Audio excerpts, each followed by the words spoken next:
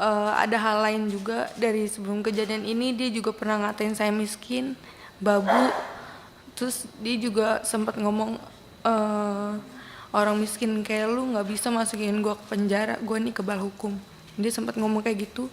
Terus saya di situ mau resign, tapi ditahan sama adiknya si pelaku. Tenang aja Mbak, ya kita jamin keamanan Anda. Ya, ya silakan Mbak Dwi. Assalamualaikum warahmatullahi wabarakatuh. Saya mau menceritakan tentang kejadian yang saya alami. Jadi posisinya saya kan lagi kerja. Tanggal berapa itu Mbak Dwi? Tanggal 17 Oktober jam 9 malam.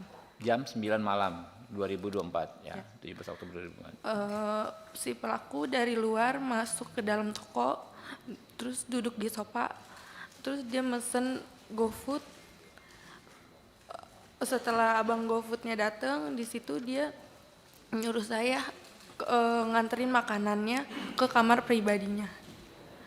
Terus di situ saya nolak karena di situ bukan tugas saya juga, makanya saya nolak. Ada hal lain juga dari sebelum kejadian ini. Dia juga pernah ngatain saya miskin, babu. Terus dia juga sempat ngomong, orang miskin kayak lu nggak bisa masukin gue ke penjara, gue nih kebal hukum. Dia sempat ngomong kayak gitu. Terus saya di situ mau resign, tapi ditahan sama adiknya si pelaku. Akhirnya saya dan karyawan yang lain minta untuk bikin perjanjian kalau saya nggak mau nganterin makanan si pelaku lagi. Dari situ saya nolak. Pas saya nolak berkali-kali, dia ngelempar saya pakai patung, terus ngelempar saya pakai bangku, habis itu ngelempar saya pakai mesin edisi BCA. Habis itu saya ditarik sama ayahnya si pelaku. Terus karena HP sama tas saya masih di dalam, akhirnya saya balik lagi ke dalam, tapi saya malah dilempari lagi pakai kursi. Akhirnya saya kabur ke belakang ke tempat banyak oven. Di situ saya nggak bisa kemana-mana. Akhirnya saya dilempari lagi pakai barang-barang. Terus yang endingnya di situ saya dilempar pakai loyang kue sampai kepala saya berdarah.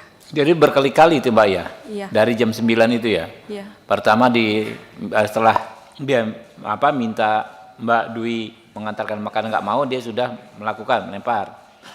Ya, waktu mau pulang dilempar lagi sampai kena. Itu kena semua itu ya? Kena semua ke badan saya semua. Ke badan. Oh, nggak ada yang nolong waktu itu? Nggak ada. Nggak ada. Teman-teman yang lain nggak ada ya di situ ya? Nggak ada, saya di situ cuma berdua sama teman saya satu. Oke.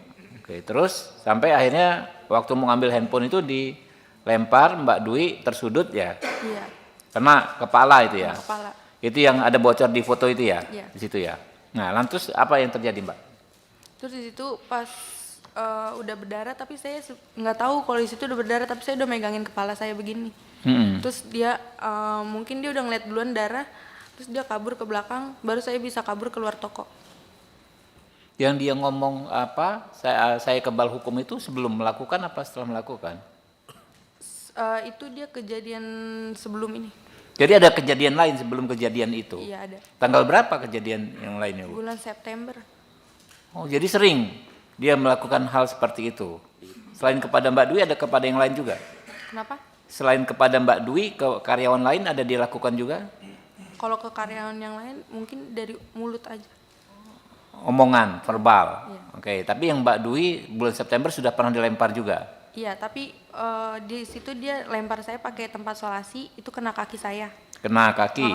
Oke. Kalau terus dia juga lempar saya pakai meja, tapi nggak kena. Nggak kena. Nah, makanya dia ngomong karena merujuk ke kejadian sebelumnya bahwa dia kebal hukum. Iya. Oke.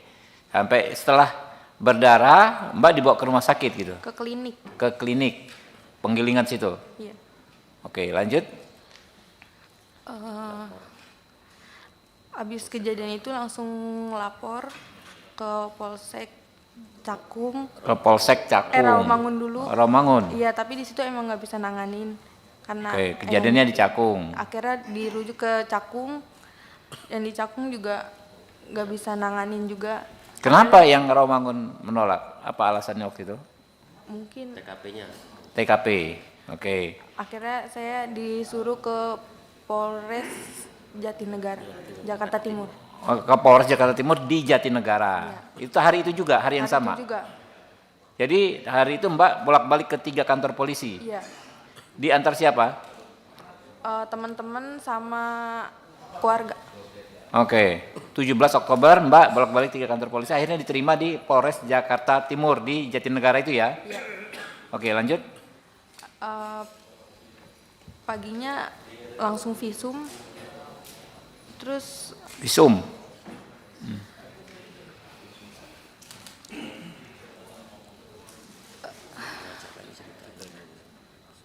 ada cerita juga yang tentang pengacaranya.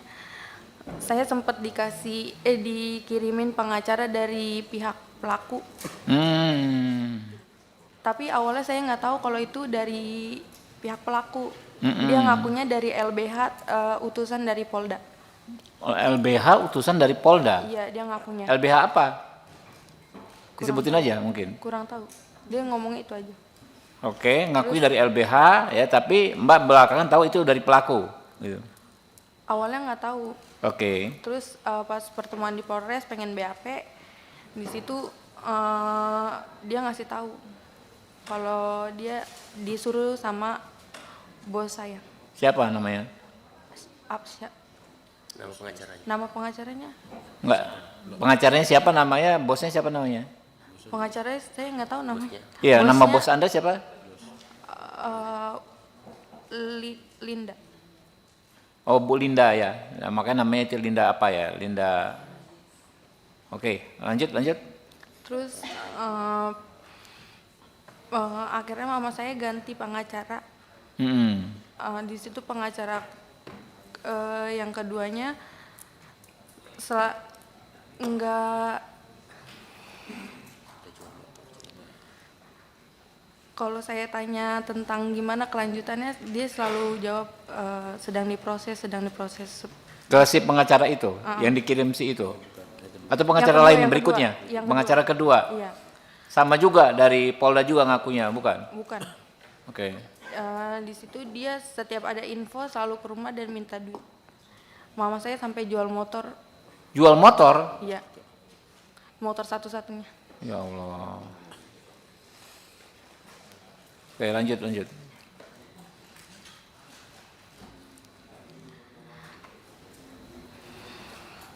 Lanjut, santai aja.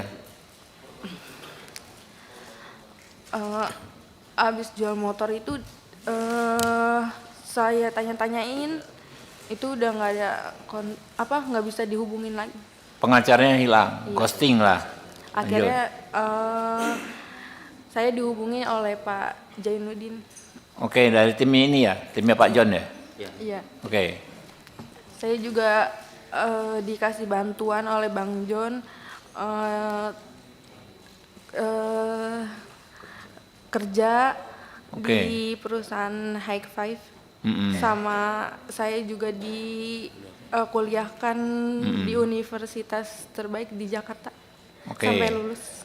Alhamdulillah ditolong ya. Jadi selanjutnya didampingi tim lawyernya dari Pak John ya nih ya.